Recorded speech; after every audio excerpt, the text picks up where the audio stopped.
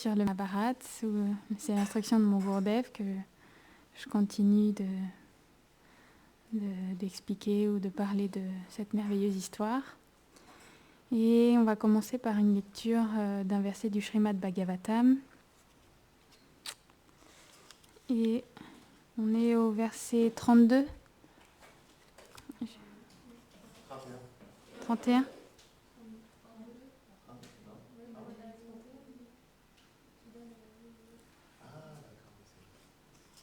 Donc on est au verset 32 de la page 137. Donc c'est le chapitre 4.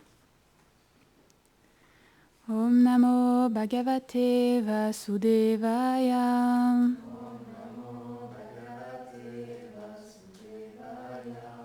Om Namo Bhagavate Vasudevaya.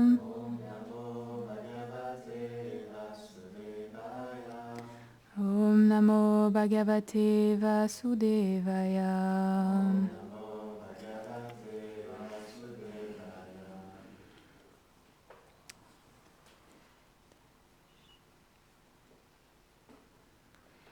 Tasyaivam kalilam atmanam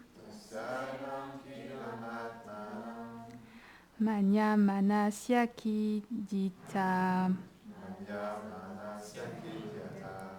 Krishnasya narado vyagad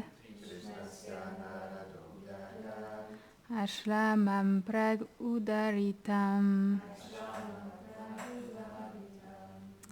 Traduction. Alors que le glorieux Vyasadeva se lamentait de cette manière, le saint Narada apparut tout à coup devant lui dans son ermitage. Commentaire. Selon Srila Vishwanath Chakravarti Thakur, l'ermitage de Vyasa était sur la rive de la Sarasvati, comme précédemment décrit. Celui-ci, en tant qu'avatar du Seigneur, ne pouvait manquer de connaissances ni être insatisfait. Ainsi, on doit comprendre que cette condition était désirée et produite par Krishna lui-même, ceci afin de manifester le Bhagavatam, le joyau de la couronne de toutes les Écritures qui est non différent de lui. Narada, le maître spirituel de Vyasa, arriva donc sur les lieux, et par ses instructions, le Bhagavatam devint manifesté. Le mot Kilam signifie ville. Ce ressenti exprimé par Vyasa apparut parce qu'il n'avait pas véritablement décrit dans ses ouvrages les divertissements transcendantaux du Seigneur, tels qu'ils sont relatés dans le Bhagavatam. Or, seul le service de dévotion peut donner la plénitude à l'âme et combler tous ses désirs, ce qui implique que le but le plus important des humains qui consiste à atteindre la libération du monde matériel est obtenu seulement par la dévotion et par aucune autre méthode.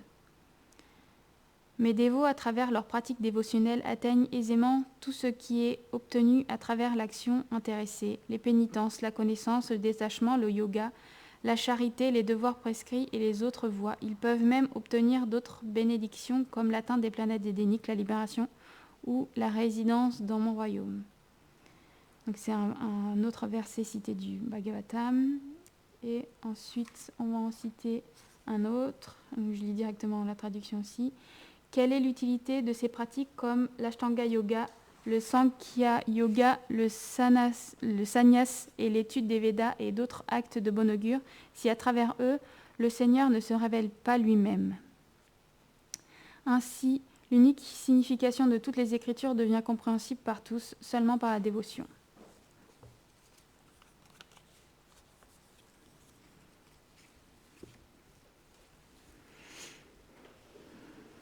Om Gyanatimirandasya Gyanam Jalam Shalakaya Shakshurun Meritam Yena Tasmai Shikurave Namaha Shri Chaitanya Manobishtam Stapitam Yena Bhutare Svayam Rupa Kadamadyam Dadati Svapadantikam Vanchakarpatarubhyascha Kripa Sindhubhya Evacha Patitanam Pavanebhyo Vaishnavebhyo Namo Namaha.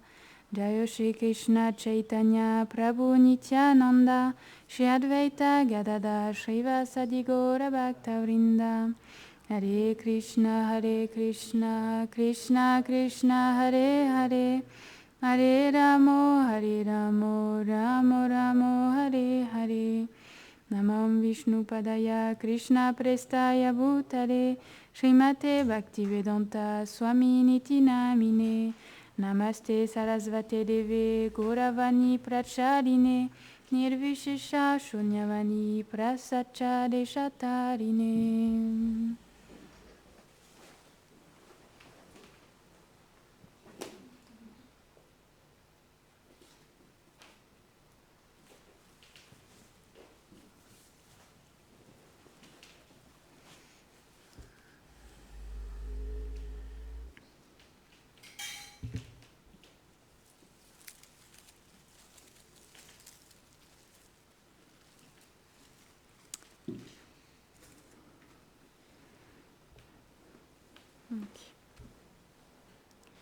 Je demande maintenant les bénédictions de mon Gurudev de pouvoir parler aujourd'hui et les bénédictions de chacun d'entre vous. Et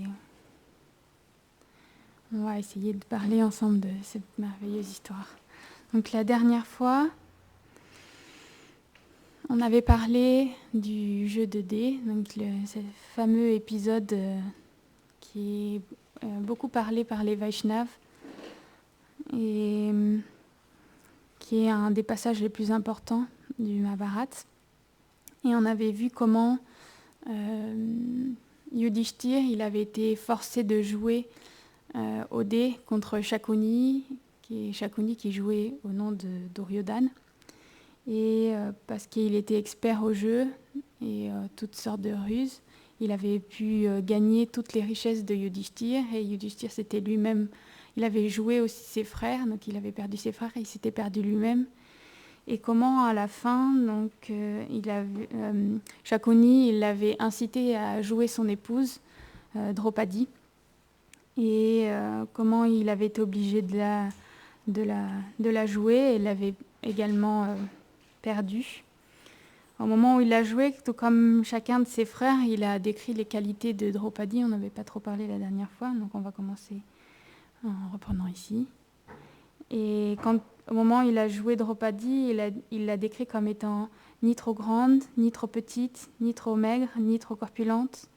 Il a également parlé de ses merveilleux cheveux bouclés avec des reflets bleutés. Il a décrit comme elle avait des yeux magnifiques comme des pétales de lotus, une odeur comme le lys, et qu'elle était aussi belle que Lakshmi, elle qui possède tous les talents et qui est en fait Draupadi, elle est la dernière à aller se coucher et la première à se lever parce qu'elle prend toujours grand soin de ses époux. Et donc à ce moment-là, il a misé Draupadi dans le jeu. Et en fait, pendant ce jeu terrible, on n'entendait plus que Shakuni qui riait et son rire résonnait dans toute l'assemblée. On entendait Yudhishthir qui accumulait les mises. On entendait également Dhritarashtra qui demandait à Vidura qui était à côté de lui est-ce que la mise elle a été gagnée, est-ce que la mise elle a été gagnée. En fait, à chaque fois, il répétait ça. Et donc les rires de Duryodhana et de tous ses frères aussi, on entendait dans cette assemblée. Et donc à ce moment où Draupadi elle a été gagnée, Duryodhana il a parlé et il a demandé dans un premier temps, comme on avait dit la dernière fois, à Vidura d'aller la chercher, puisque maintenant elle était une esclave et elle devait devenir comme une servante et accomplir des tâches domestiques. Et Vidura, et lui, il avait refusé de faire une telle tâche parce qu'il considérait qu'elle n'était pas gagnée déjà et que c'était vraiment un acte hautement condamnable. Et du coup, Duryodhana, il avait demandé à un serviteur, donc ce qu'on appelle un pratikamine, d'aller à la chambre de Draupadi pour aller la chercher. Et donc, même si ce n'était pas son désir, il était un serviteur, il était obligé d'accomplir ce que Duryodhana lui demandait. Donc, il est allé jusqu'au quartier des femmes, jusque dans la chambre de Draupadi. À ce moment-là, elle était il y avait une servante qui s'occupait de ses cheveux, et alors elle a demandé à sa servante de partir. Et en fait, le pratikamine, il a commencé à parler et à dire que son époux Yudhishthir, rendu fou par le jeu de dés, il l'a perdu en fait. Il lui dit en fait il vous a perdu et maintenant on vous demande dans l'assemblée, Duryodhana vous fait demander dans l'assemblée en fait. Et il lui explique la situation, il lui dit, elle comprend pas en fait et elle dit comment se fait-il que mon époux il m'ait joué au jeu, enfin, c'est impensable qu'il m'ait joué, et n'avait-il pas autre chose à jouer? Et à ce moment-là, le praticamine, il lui explique que, en fait, il avait perdu tout le royaume, toutes ses richesses, qu'il avait perdu ses frères, qu'il s'était perdu lui-même, et qu'il avait joué à son épouse. Alors, Draupadi, qui reste une femme kshatriya, elle se laisse pas faire. Et à ce moment-là, elle demande au serviteur de retourner dans l'assemblée et de poser la question, est-ce que il a été perdu avant elle ou est-ce qu'elle a été perdue avant Yudhishthir? Et elle lui dit, revient avec cette réponse-là. Et donc le serviteur, il obéit à Draupadi et il retourne dans l'assemblée. Et il pose cette question et il n'y a personne qui répond en fait dans l'assemblée parce que tous ils ont la tête baissée. Simplement Duryodhana, il sourit et il regarde le serviteur et lui dit en fait va chercher Draupadi, tu la ramènes ici et tu lui demandes à elle de poser la question en personne à son époux. Donc ramène-la. Et donc il retourne là-bas et il lui rapporte à Draupadi ce message de Duryodhana. Et elle veut pas venir. Et il faut savoir qu'à ce moment-là, Draupadi, elle n'était pas présentable dans une assemblée parce qu'elle était dans ces périodes de règles. Et dans ces périodes-là, dans les temps védiques, les femmes, elles étaient dans leur quartier pour leur période. Et elle était à ce moment-là, du coup, juste vêtue avec un simple vêtement. Alors que normalement, ils ont plus d'opulence, ils ont plusieurs vêtements, etc. Mais là, elle était juste vêtue avec un simple vêtement taché et qu'elle n'était pas présentable d'emblée dans l'assemblée. Et en fait, elle lui explique, parce que le serviteur, il est embêté de lui poser cette question et de devoir la faire venir dans l'assemblée. Et elle a quand même de la compassion pour ce serviteur qui doit faire ce service.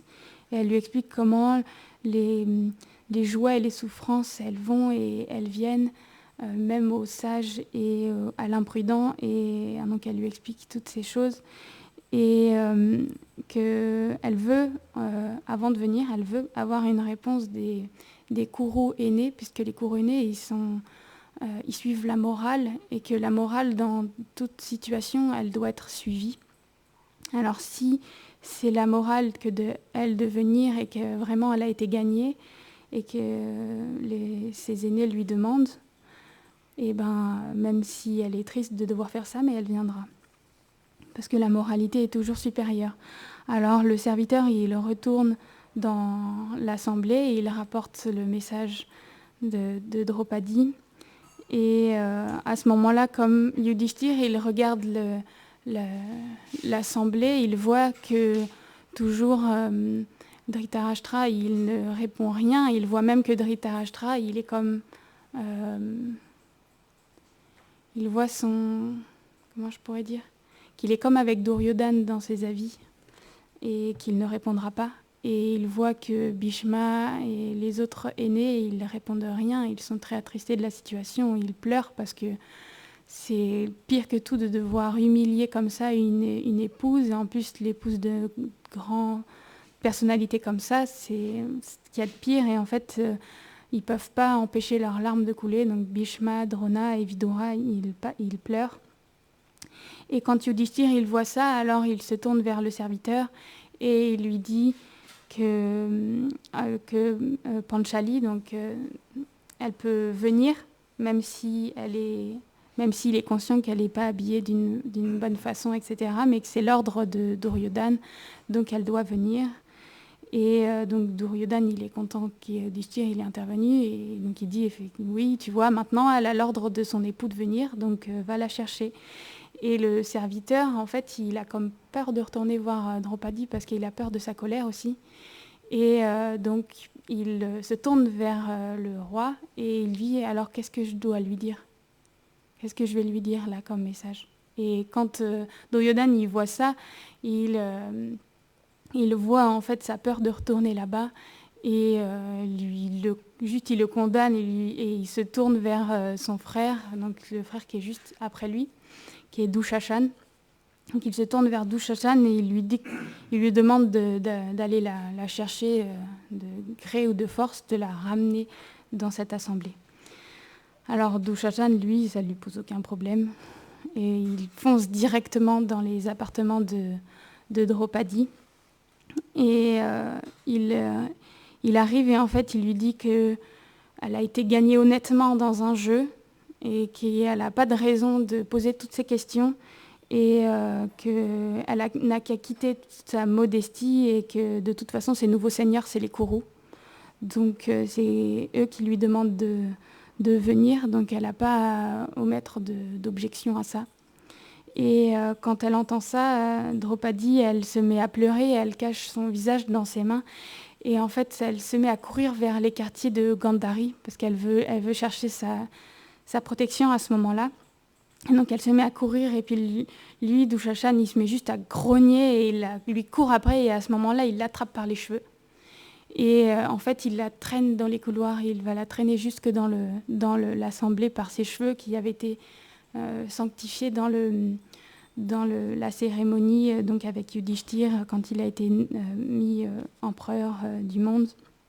Elle avait suivi cette cérémonie avec lui et il la traîne juste en la condamnant et en la critiquant que de toute façon quelle que soit la façon dont elle est habillée, ça n'a pas d'importance, elle n'est que juste une servante et qu'il va falloir qu'elle s'habitue à être avec juste les domestiques, etc., et à vivre cette vie-là, il va falloir qu'elle s'y habitue. Et donc, il la traîne comme ça de force dans l'assemblée. Et à ce moment-là, elle se lève et quand elle est devant, et elle se tourne vers les Kourous aînés. Et en fait, elle commence à parler et elle défend en fait finalement Yudhishthir parce qu'elle est consciente que Yudhishthir, il est quelqu'un qui n'a jamais perdu sa vertu et sa moralité. Donc s'il a fait ça, c'est que certainement il avait été forcé de le faire. Okay. Et que certainement Yudhishthir, il est lié à ce moment-là par les règles en fait de la morale en fait parce qu'en fait ces aînés ils répondent pas à la question et lui il veut pas passer par-dessus les accords et les avis de ses aînés, alors il ne peut rien dire et qu'elle est convaincue qu'il n'a pas une once de faute dans son attitude et donc elle répète sa question de savoir est-ce qu'elle a été gagnée ou pas. Et elle demande aux aînés de lui répondre et en fait elle leur demande mais comment ça se fait que vous restez tous silencieux comme ça, et elle ne comprend pas. Et donc quand elle voit ça, elle se met à pleurer dans l'assemblée et elle se laisse tomber au sol et elle tourne son visage en fait vers ses époux et là c'est la pire chose pour eux parce que encore perdre toute leur richesse, perdre tout leur royaume, c'est une chose, mais voir comme ça leur épouse dans cette situation, se faire humilier comme jamais ça a été vu auparavant, c'est vraiment quelque chose de difficile. Et quand Dushashan il voit Draupadi qui regarde ses époux, alors il l'attrape par les cheveux, il la traîne du côté des Kourous et juste il l'humilie encore plus et il la traite d'esclave, il crie esclave, esclave et ça fait rire aux éclats tous les frères Kourous, ça fait rire Karna qui rit aussi fort que Shakuni.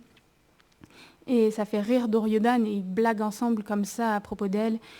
Et à ce moment-là, Bhishma, parce qu'elle se tourne vers Bhishma, elle se tourne vers les aînés, elle veut une réponse. Et Bhishma, il parle et en fait, il lui dit que les voies de la moralité, elles sont très subtiles et qu'il peut pas dire si elle a été gagnée ou pas, parce que en même temps, effectivement, on ne peut pas... il s'était perdu quand même lui-même en premier, donc en principe, il n'aurait pas dû pouvoir la jouer. Mais en même temps, une épouse, elle est toujours liée à son mari. Donc en fait, ça fait des situations où il ne peut pas vraiment déterminer si elle est vraiment esclave ou pas. En même temps, un esclave, il ne possède rien. Et donc du coup, il dit juste, il se prend refuge juste du fait que toutes ces voies de la moralité, elles sont très subtiles et que du coup, il est incapable de déterminer si elle a été gagnée, oui ou non. Et il est pleinement conscient, il lui dit qu'il est pleinement conscient que Yudhishthir, il a été forcé de jouer, mais la situation, elle est comme ça, il a quand même joué et qu'il ne peut pas répondre. Et Dushashan, lui, juste, il continue d'insulter Draupadi, et d'insulter Draupadi, et d'insulter Draupadi. Et à ce moment-là, Bhima, il ne supporte plus, c'est trop difficile pour lui. Et à ce moment-là, il se lève et il commence à parler durement sur son frère aîné. Et il le condamne sur comment il a pu agir d'une telle façon. Il a dit encore, quand j'ai vu toutes les richesses, tout le royaume, tout ça partir, ça ne m'a pas mis en colère. Mais là, de te voir jouer notre épouse, déjà qui est notre épouse commune à nous 5, et de la voir à cause de ton acte pécheur, qu'elle se fasse insulter comme ça, j'ai qu'une seule envie, c'est de brûler ses mains qui ont joué Draupadi. À ce moment-là, il se tourne vers les jumeaux et il dit ça à Dev, s'il te plaît, apporte-moi du feu. Et en fait, Arjuna, quand il entend ça, il essaye de calmer son frère, et lui, je t'ai jamais entendu parler comme ça de Yudhishthir, et tu sais très bien que s'il a fait ça, c'est parce qu'il a été obligé, et il a juste suivi les ordres de ses aînés, et il est en rien responsable de tout ça. Tu as bien vu que c'était Shakuni qui l'avait forcé à jouer, et puisque ni Bhishma ni Drona, ils ont arrêté le jeu, il a été obligé de continuer, il a dit oui, je sais, j'ai bien conscience que qu'il a été forcé de jouer, et c'est pour ça que ses bras, j'ai pas déjà brûlé et arraché ses bras avant ça en fait, et Arjuna, il essaye de continuer, il arrive à un moment à apaiser Bhima, mais c'est une situation qui est vraiment vraiment difficile pour lui. Arjuna, il lui explique que c'était son devoir en tant que kshatriya de jouer à ce jeu, puisqu'il avait été défié et qu'il n'avait pas le choix de faire ce qu'il avait fait. Et Duryodhana, lui, ça le fait sourire de voir que les Pandavas qui commencent à être comme en désaccord, qui se retrouvent dans un tel malaise. Et ça lui fait plaisir, en fait, quelque part. Et il se rappelle à ce moment-là des moqueries que Draupadi elle avait eues envers lui quand il était venu à Indraprastha pour le feu sacrificiel, quand il était tombé dans l'étang tout habillé. À ce moment-là, on avait dit la semaine dernière que Draupadi, c'était la semaine, je sais plus la semaine dernière ou la semaine avant, mais on avait dit que Draupadi, elle s'était moquée de lui, et comme quoi il était comme le fils aveugle, et le fils d'un aveugle, et donc elle avait ri de lui dans cette situation ridicule dans laquelle il s'était mis. Et lui, il se rappelle de ça, et puis du coup, il surenchérit, quelque part, il se venge en fait dans cette... il l'humilie et il se venge de cette situation qu'elle l'a fait subir. Et comme les aînés, ils ne parlent toujours pas, à ce moment, il y a Vikarna qui se lève. Vikarna, il est un des 100 fils de Dhritarashtra. Et il se lève et en fait, il réclame une réponse. Parce que lui-même, il n'est pas du même avis que Duryodhana. Et il ne comprend pas pourquoi les aînés ne répondent pas. Alors il se tourne vers son père, il se tourne vers Bhishma et vers les autres. Et il dit que Draupadi, elle a posé une question et il y a eu une justice qui doit être faite, puisque cette question a été posée dans un palais d'assemblée. Alors, puisque c'est comme une décision juridique qui doit être prise, et que ce serait un péché que de ne pas répondre à ça, puisque les palais d'assemblée sont faits pour ça, et c'est le devoir des kshatriyas de rendre justice. Et donc il se tourne vers chacun et il demande aussi à tous les rois qui ont été assemblés de toutes les parties du royaume, de eux aussi, qu'il y ait du monde qui se lève et qui répondent à cette question de Draupadi. Et en fait, personne parle. Tous, ils baissent la tête et personne ne répond. Alors, puisque personne parle, lui, il dit que lui-même, il va donner sa réponse. Et il commence à expliquer le fait qu'il existe chez l'homme 4 vices qui sont différents, 4 vices qui sont la chasse, la boisson, le fait de séduire les femmes et le jeu. Et que puisque elle a été perdue en fait dans un acte pécheur, finalement dans un acte de vice, ça ne devrait pas être pris en compte qu'elle a été perdue, puisque c'était juste ces actes-là qui sont pécheurs, c'est des actes qui font abandonner la vertu à un homme. Et donc ça ne devrait pas être pris en compte qu'elle a été perdue. Et donc il commence à argumenter dans ce sens-là. Et à ce moment-là, Karna, il est furieux de voir ça. Et en fait, il se lève et il dit vraiment dans cette assemblée, en gros, c'est n'importe quoi. Et de toute façon, toi, tu es juste un jeune et tu comprends rien. Et que pour lui, c'était un pari qui était juste. Et lui aussi, il se rappelle de l'humiliation qu'il a subie de Draupadi. En fait, lui, il avait subi une humiliation de Draupadi le jour de son Swayamvara, quand il avait essayé de gagner aussi lui-même la princesse. À ce moment-là, quand il avait pris l'arc et qu'il avait bandé l'arc, elle s'était levée et elle avait demandé à ce qu'il ne puisse pas jouer, puisqu'il était juste le fils d'un Sutta. Elle était dans la capacité de pouvoir le refuser. Et il avait été grandement humilié de cette situation. Et donc il se rappelle ça. Et que pour lui, il n'y a aucun problème à ce qu'elle soit amenée dans cette assemblée, dans cet état, que de toute façon, elle a déjà 5 époux, donc elle a déjà aucune vertu, aucune moralité, et qu'elle soit habillée d'une façon simple ou qu'elle soit nue, c'est pareil. Et qu'il n'y a aucune faute à ça. Et d'ailleurs, à ce moment-là, il se tourne vers Dushashan et lui dit fais dévêtir les Pandavas et dévêtis Draupadi. Et donc c'est Karna qui demande ça. Et alors à ce moment-là, les Pandavas, parce qu'ils sont liés par leur moralité, ils sont liés par leur vertu, alors d'eux-mêmes, ils enlèvent leurs vêtements supérieurs, leurs vêtements royaux, et les posent devant. Et Dushashan, il s'approche de Draupadi et en fait, il lui attrape son vêtement. Et à ce moment-là, Draupadi, elle se met à crier et elle regarde tous les Koro aînés pour savoir s'il n'y en a pas un quand même à ce moment-là qui va arrêter toute cette supercherie en fait. Et elle les regarde tous et elle voit que tous ils baissent la tête et elle voit que ses maris sont dans l'incapacité de pouvoir l'aider aussi parce qu'ils sont liés par leur promesse.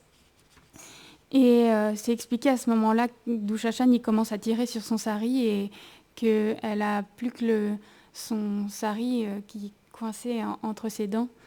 Et elle commence à penser à Krishna parce que maintenant il est son seul refuge puisqu'il n'y a personne qui l'aide. Et Draupadi, elle est une grande servante de Krishna, elle pense toujours à lui. Et donc elle commence à penser à Krishna et les Vaishnavas ils racontent cette histoire où elle commence à penser à Krishna, mais parce qu'elle avait encore son sari coincé entre ses dents, Krishna, il entend son appel, mais parce qu'elle n'est pas pleinement abandonnée encore à ce moment-là. Alors il ne peut pas venir à ce moment-là, il est avec une de ses reines, et elle voit son agitation, et en fait, il lui explique qu'il a quelqu'un qui a besoin de son aide, mais qu'il n'est pas complètement abandonné, alors il ne peut pas se déplacer. Et dans un dernier désespoir, Draupadi, elle s'abandonne complètement en fait à Krishna et elle lâche le sari. Et à ce moment-là, elle se met à crier dans l'assemblée et elle crie une prière en fait à Krishna et elle lui dit « Oh Govinda, oh Keshava, oh bien-aimé des gopis, ô Seigneur de Vrindavan, ô Janardana, tu es le destructeur de toutes les afflictions. Je sombre dans l'océan des Kurus, ô Seigneur, ô âme de l'univers, ô Créateur du monde, sauve-moi, qui suis en détresse et qui perd mes sens dans cette assemblée maléfique. Et en fait, elle fait cette prière à Krishna. Et à ce moment-là, Krishna, par ses pouvoirs, on dirait, il fonce directement dans l'assemblée. En fait, personne n'est capable de le voir. Et il donne à Draupadi un sari illimité. Et en fait, c'est expliqué ils décrivent cette situation des fois un petit peu différemment. C'est comme un sari illimité et certains ils disent que c'est comme s'il y avait plusieurs... c'est comme s'il lui redonnait en fait un sari et que toujours il y avait un sari nouveau. Et ils expliquent à ce moment-là que à chaque fois qu'il y a comme un sari qui se finit, il y en a comme un autre. C'est jamais qu'elle est dévêtue. La situation est un peu complexe à comprendre et à décrire, mais à chaque fois, il y a comme un sari d'une autre couleur qui apparaît avec des motifs différents. Et donc, ça fait comme un seul sari, mais comme s'il y en avait plein à la suite en même temps, en fait. Et donc, Dushashan, il tire sur le sari, et elle, juste, elle lève les bras, et en fait, elle tourne, et elle tourne, et elle tourne. Et en fait, il tire sur son sari, Et à ce moment-là, il commence à avoir un amas de tissu immense. Et bien que Dushashan, il est un guerrier tellement puissant, au bout d'un moment, il devient épuisé de tirer ce tissu. Et en fait, il se laisse tomber dans le monticule de tissu, épuisé en fait. Et à ce moment-là, tous les rois qui étaient assemblés là, ils sont contents, ils louent la gloire de Draupadi. Et en fait... quand Bhima il voit cette situation, il a mis grandement en colère. Il se lève et se tourne vers l'assemblée et il commence à parler. Et il dit: aujourd'hui, je vais prononcer un vœu qui n'a jamais été prononcé auparavant et qui ne sera jamais prononcé dans le futur. Et Bhima, j'ai dit Bhishma ? Ah non, Bhima. Donc Bhima, un des époux de Draupadi, il commence à prononcer son vœu et en fait il explique que un jour, lors d'un combat contre les Kurus, il trouverait Dushashan et il ouvrirait sa poitrine et il boirait son sang en fait à satiété. Et à ce moment-là, il y a toute l'assemblée qui commence un petit peu c'est un vœu quand même vraiment terrible, alors ça fait quand même un peu trembler tout le monde de cette situation. Et il y a Vidura et je crois que c'est Bhishma qui essaye tout de suite de calmer Bhima. Et Bhishma, à ce moment-là, il se remet à parler et il se tourne vers le roi et il essaye d'obtenir encore une fois une réponse du roi et que vraiment là, il commence à y avoir une urgence parce que la situation elle est en train de leur échapper complètement. Et de nouveau, il essaye d'argumenter pour pouvoir obtenir une réponse et Dhritarashtra, il dit rien. À ce moment-là, c'est Vidura qui prend la parole et qui aussi, il essaye d'obtenir une réponse et il explique pour essayer de forcer Dhritarashtra à parler, il explique une histoire avec Prahlad. Alors, je ne sais pas s'il existe plusieurs Prahlad ou c'est vraiment de Prahlad Maharaj qu'on connaît ici qui est question, c'est pas détaillé. Mais c'est expliqué que ce Prahlad, il a un fils qui s'appelle Vilochan et qu'un jour, Vilochan, il est rentré en conflit avec un sage qui s'appelle Sudandva et pour une fiancée, en fait, pour une femme. Alors, ils sont tous les deux venus voir Prahlad et ils lui ont demandé de dire qui est supérieur, en fait, entre les deux, le fils du roi ou bien le sage. Et à ce moment-là, Prahlad, il ne savait pas vraiment quoi répondre et donc il n'a pas répondu tout de suite.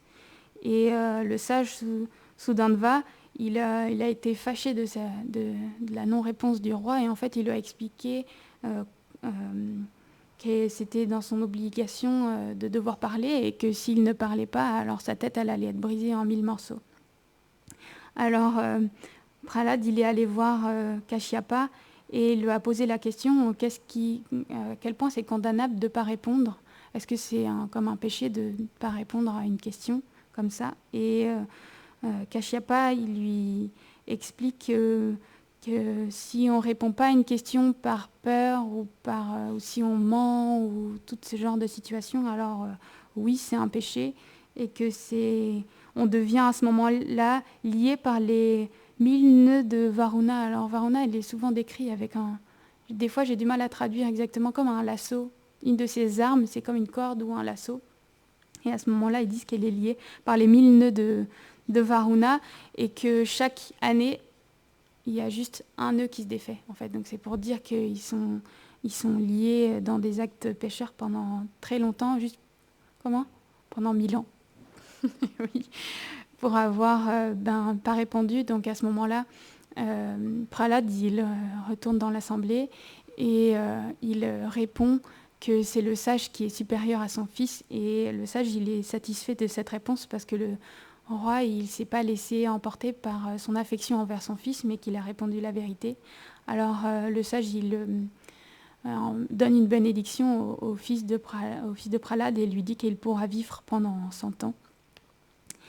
Et donc il essaye de cette manière-là, Vidura, de faire parler le roi, mais c'est impossible de faire parler le roi, et toujours il reste muet. Et Karna, il se remet à parler et il demande à Dushashan d'emmener Draupadi dans les appartements internes. Et Draupadi, elle l'arrête et elle dit « Oh, pire des hommes !» et elle critique comme ça Dushashan. Je peux pas partir tout de suite parce que j'ai pas offert mes respects à mes supérieurs. Ben oui, excusez-moi, j'ai pas pu parce que j'ai été traînée ici de force, et donc elle condamne de nouveau ses aînés en fait. Et elle dit que ici, dans cette assemblée, il y a un certain nombre de personnes qui sont ses aînés et qui sont ses gourous, et qu'elle, elle est une épouse chaste et de haute naissance, elle est l'amie de Krishna.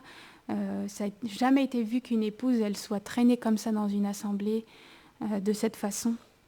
Et elle demande où est-ce qu'elle est la religion ici dans cette salle. Et qu'est-ce que c'est possible, étant donné qu'elle est d'une haute naissance et qu'elle est la femme de Dharmaraj, de Yudhishthir, comment elle pourrait être considérée comme une servante? Est-ce que c'est même possible qu'elle puisse être considérée comme une servante? Et Bhishma, il répond toujours la même chose, que toutes ces lois, elles sont subtiles et qu'elle est incapable de répondre. Et donc Bhishma, à chaque fois, il regarde le roi et il veut que le roi, il réponde, et le roi, il répond jamais.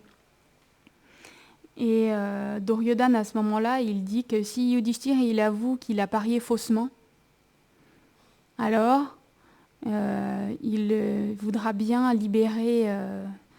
libérer elle et libérer les 4 frères. Mais Yudhishthir, il ne peut pas non plus dire ça, parce que Yudhishthir est incapable de dire non plus des mensonges, et c'est pas à lui de prendre toute cette décision.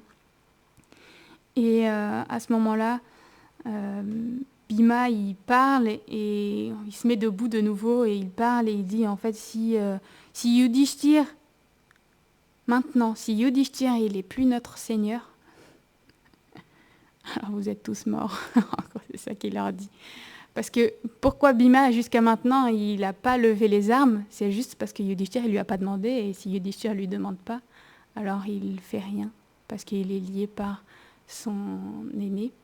Il a dit, jusqu'à maintenant, Yudhishthir, il n'a rien dit, Arjuna, il m'a calmé jusque-là, mais si Yudhishthir, il n'est plus là, alors regardez mes bras, qui sont pareils à des masses de fer, et donc il commence à vraiment montrer sa grande colère. Alors je vous tuerai tous comme un lion. Il pourchasse juste un petit troupeau de biches, et en fait il commence à vraiment montrer sa grande colère. Et à ce moment-là, de nouveau, les aînés, ils essayent de le calmer.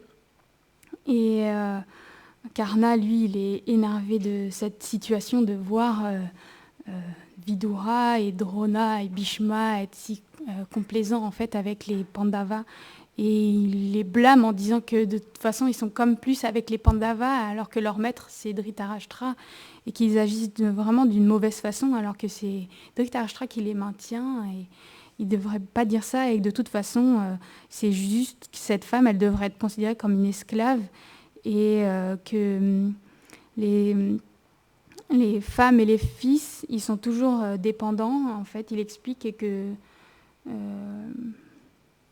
tout ce qu'ils possèdent, ça appartient à leur maître. Et une femme d'esclave, elle est donc incapable de posséder quoi que ce soit. À ce moment-là, il essaie d'expliquer et de justifier que Draupadi, elle est comme perdue, en fait. Et il dit à Draupadi de juste aller d'aller juste servir d'autres rois, en fait. Et elle lui dit, choisis un autre époux, en fait, qui, lui, il ne te perdra pas au jeu. Et tes maris, maintenant, ils sont devenus comme des esclaves et ils ne peuvent plus être tes maîtres. Puisqu'un esclave, il ne possède rien, et il ne peut pas être le maître de quelqu'un, ni de quelque chose. Et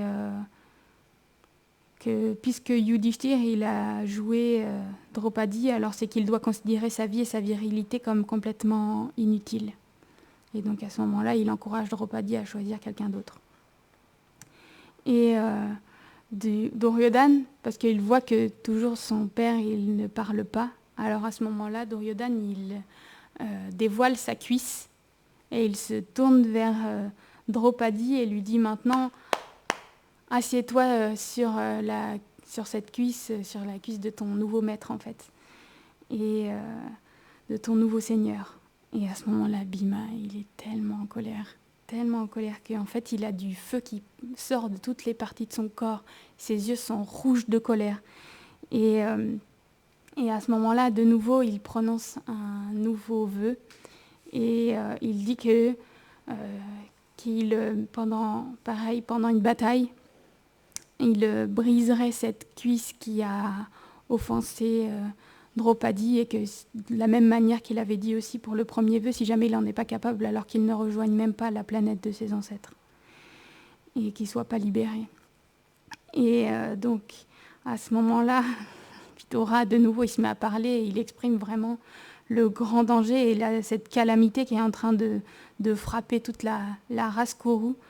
Et il faut vraiment que Dhritarashtra il arrête toute cette situation, parce que c'est en train de vraiment virer au drame, et que ça va juste amener à la destruction de tous les Kourous. Et que pour lui, de toute façon, Yudhishthir, il s'était perdu en premier, et qu'il ne pouvait pas perdre Panchali. Et Duryodhana, puisque Dhritarashtra ne répond toujours pas, Duryodhana, lui, il parle de nouveau et il explique qu'il est prêt à libérer les 4 frères s'ils disent eux-mêmes qu'ils ne considèrent plus Yudhishthir comme leur maître. Mais c'est pas possible, ils peuvent pas dire ça. Et en fait, à ce moment-là où Duryodhana il a prononcé ces paroles, il y a plein de signes de mauvais augure qui sont apparus. On a entendu les chacals qui ont commencé à japper, les ânes qui ont commencé à braire. Et donc il y a tout plein de sortes de signes de mauvais augure qui sont apparus. Les oiseaux sont mis à crier de peur et à voler dans tous les sens. Et à ce moment-là, seulement, Dhritarashtra il a commencé à se dire que le jeu était peut-être allé un petit peu trop loin. Parce que là, Dhritarashtra il a commencé à avoir peur quand il a vu ces signes de mauvais augure. Parce qu'il a commencé à avoir peur pour la sauvegarde de ses fils, etc. Comme il a vu que ça était en train de vraiment mal tourner, à ce moment-là, il s'est tourné vers son fils et il a condamné son fils en disant « Oh, fils cruel, oh malheureux, tu as insulté l'épouse d'un chef Kourou et en plus de ça, la très chère épouse des Pandavas, Draupadi. » Et donc il condamne comme ça Duryodhana, et après il se tourne vers Draupadi et il essaye de consoler Draupadi. Et une des façons qu'il fait pour consoler Draupadi, c'est qu'il lui accorde des bénédictions.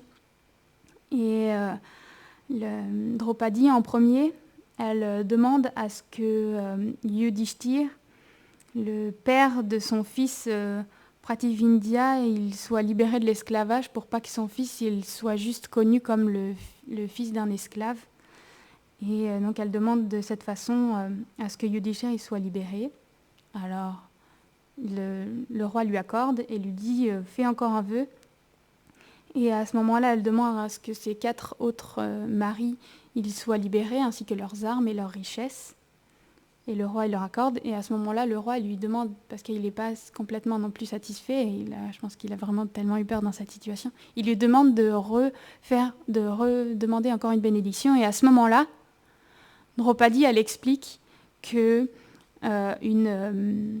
une épouse kshatriya, elle ne devrait pas avoir plus que 2 bénédictions, en fait, parce que un homme kshatriya, il a le droit à 3 bénédictions, une épouse d'un kshatriya a le droit à 2 bénédictions, et un vaishya, il a le droit à 1 bénédiction, et donc il y a tout un ordre comme ça qui doit être respecté, et qu'elle a besoin de rien d'autre. De toute façon, ses époux, ils ont récupéré leurs armes et leur liberté, et qu'après, leurs maris sont très bien capables de suivre après pour faire tout le reste, en fait.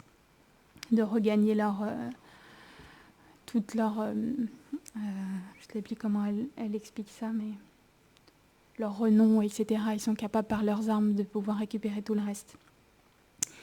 Et Karna, à ce moment-là, il se met à rire dans l'assemblée. Il se moquait des Pandavas en disant qu'ils ont été sauvés par une femme et que c'est tellement humiliant.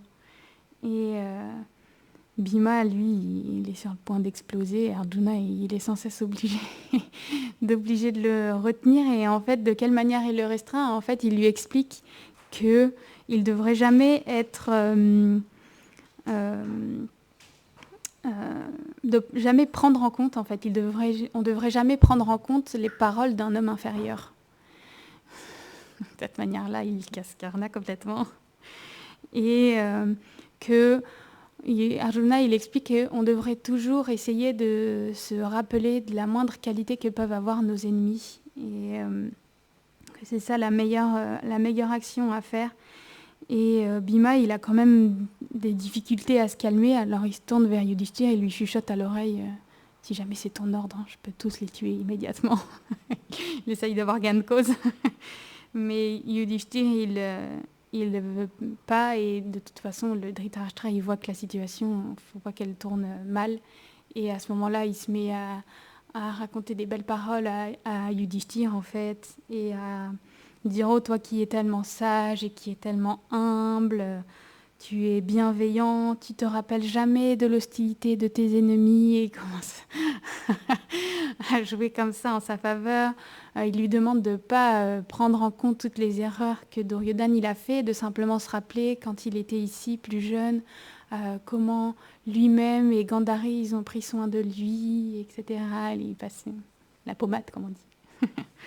Et il loue comme ça les Pandavas en disant « Toi, Yudhishthir, tu es la vertu personnifiée. Bhima, il est la prouesse personnifiée. Arjuna, lui, il est la patience. Et les jumeaux, ils sont la pure révérence et le service envers les aînés. » Et il demande à ce moment-là aux Pandavas de rentrer dans leur royaume et de vivre paisiblement dans leur royaume comme si un peu rien ne s'était passé, en fait.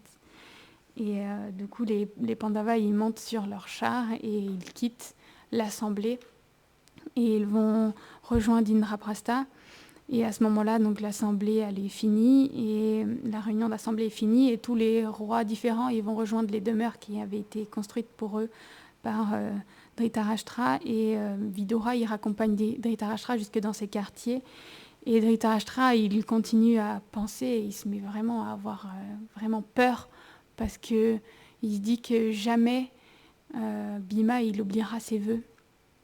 Et que jamais les Pandavas ils pourront oublier l'insulte qui a été faite à Draupadi, parce que c'était une insulte telle qui a été faite, vraiment quelque chose qui n'a jamais été vu, c'est d'humilier comme ça une femme, et surtout une reine, enfin une épouse, c'est ce qu'il y a de plus condamnable, et il est conscient que jamais les Pandavas ils sont capables d'oublier cette insulte, alors il se met à avoir peur en fait dans cette situation. Et donc ce sera tout pour aujourd'hui.